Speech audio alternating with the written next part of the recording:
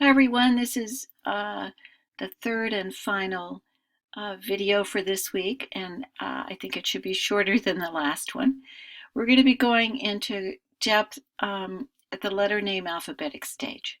This represents the alphabet layer. It typically is something that occurs kindergarten, first grade, into second grade, typically, but please know with all of these, and particularly beginning with this stage, that older children exemplify these same characteristics. So for children who are struggling, it's not unusual to see kids who are going through these kinds of developmental challenges in middle elementary to upper elementary school. And although the examples are for younger children, please don't think that there aren't older children who also need this kind of instruction. And I'll kind of remind us of that as we go along. So what happens during this stage? Well, we're hoping that kids have a fully developed concept of word, no more trouble finger pointing individual words, no more trouble moving from one line to another. They certainly have letter name knowledge, and they're beginning to use letter names in representing words, and they're beginning and really take full advantage of the alphabetic principle. Through this stage again, they're continuing to develop phonemic awareness, and I'll talk about that. One of the things that the authors talk about is what is a sight word, and I think oftentimes we think of a sight word as a high frequency word. In other words, one of those words that occurs over and over again, and there's about 100 words that make up, I don't know, it's something like 80% of the words in a text. They're very, very high frequency words. They're the glue that holds the language together. But those are not, at least from my perspective, not really sight words.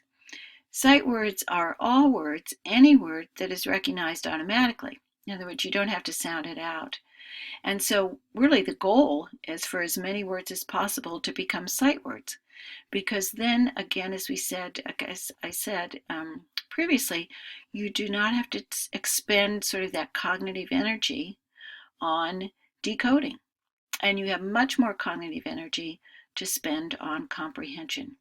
So the lower the cognitive load, another way to say this, of decoding, the higher cognitive load, the higher effort and attention you can put into understanding text. That's that time to think that Wolf was talking about. Nevertheless, in order to make it successfully kind of through this developmental phase, kids do need to be, as I mentioned before, and as Shaw talked about, glued to the print. They can't be looking at the first letter and guessing. They've really got to be struggling with going all the way through a word and trying to make every single phoneme, grapheme connection that they can. So sight words, at least in my way of thinking, are words that are recognized automatically. Again, in this phase, just as in all phases, it's so important to read to children and to read books that, of course, they cannot read themselves. And we'll talk about Text Talk a little later on as a program that really promotes vocabulary as well as early comprehension learning. So this is just an example of a little book that I like, Mr. Gumpy's Outing, and Mr. Gumpy picks up all these animals on his boat. He says that he will pick them up as long as they do not squabble with one another. He tells the sheep that she must stop bleating, that the calf cannot trample, that they can't chase or tease one another, and the pig cannot muck about.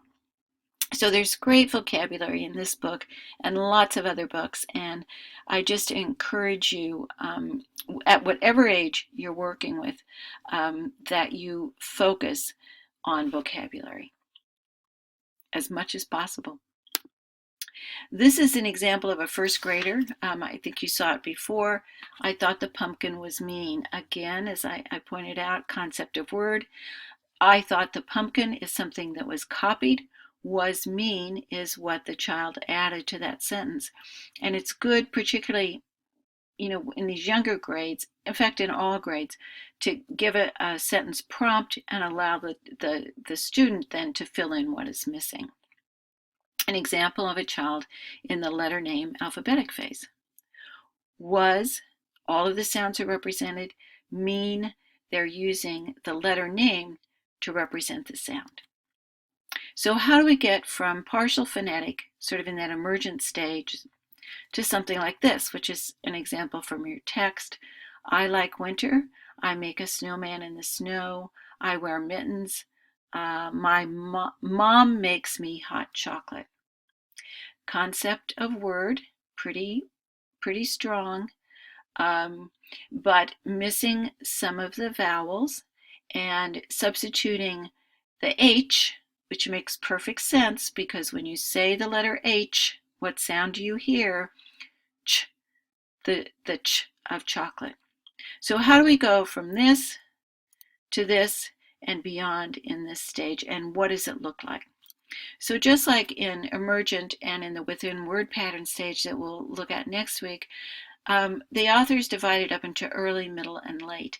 Again, it's a long progression. Readers are learning so much in this particular phase. They begin with partial phonemic awareness, representing usually beginning consonant sounds. They write from left to right. They may be, but may not be, beginning to spell consonant blends and digraphs, and they know some sight words. In the middle phase, it includes all of these things, but now they're starting to represent ending consonants and some short vowels. And then in the late, they're beginning to spell short vowels with consonant blends and digraphs, and they have many more sight words. So that's what it looks like. Why does it happen that way? How does it happen that way? And we really have, I think, our linguist colleagues to help us explain this. So first of all, they're using the names of the letters to represent sounds. So snow is represented with SN. Jeep makes perfect sense with GP.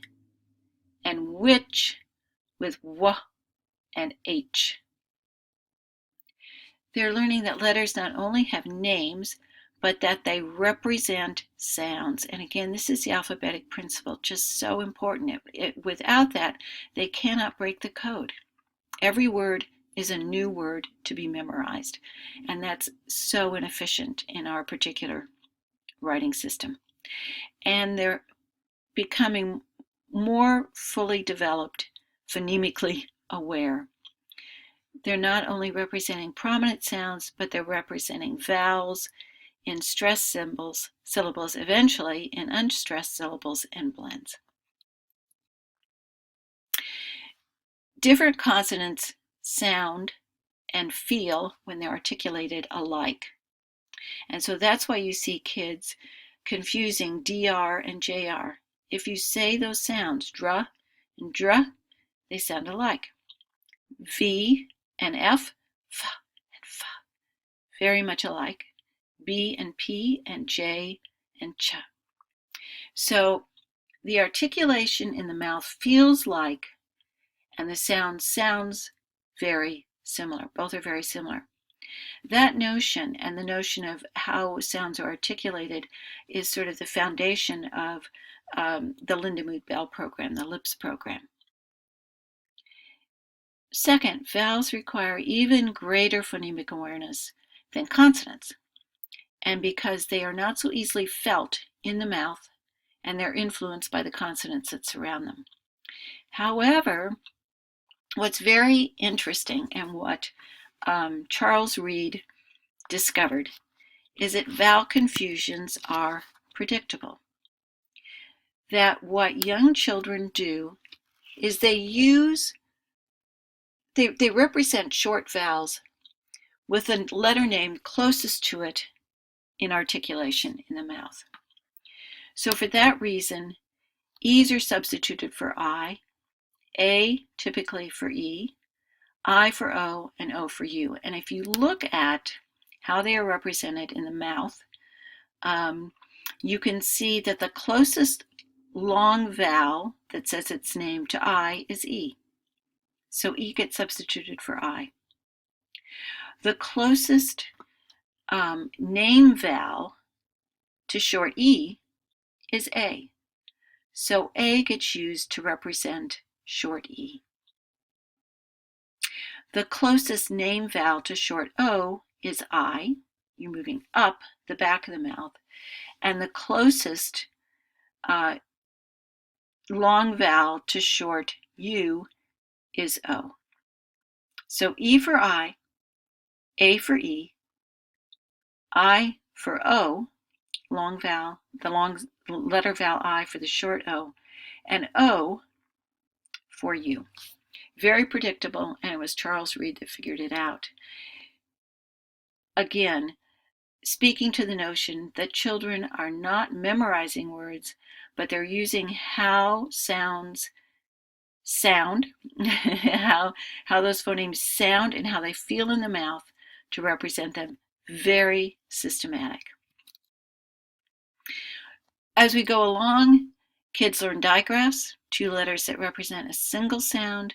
They learn to represent blends, 2 or more consonants where the sound of each can be heard, the difference between th, sh, wa, and tr, blah, st, and ska. And finally, the most challenging in this phase are these pre-consonantal nasals. I think I said that right.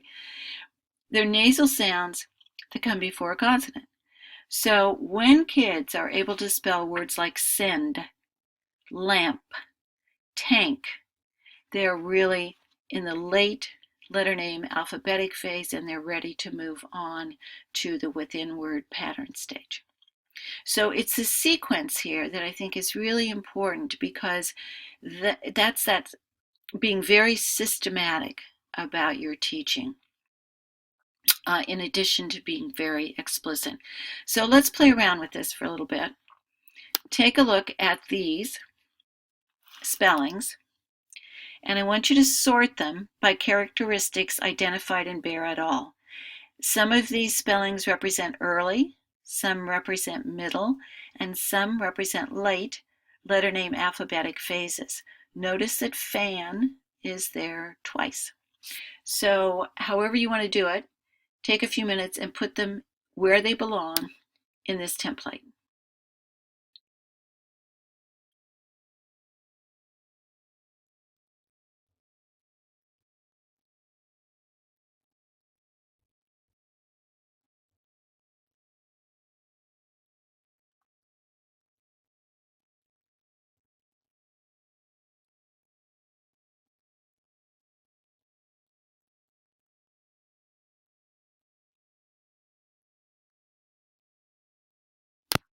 Okay, I didn't give you nearly enough time to finish it, so you may want to stop the tape.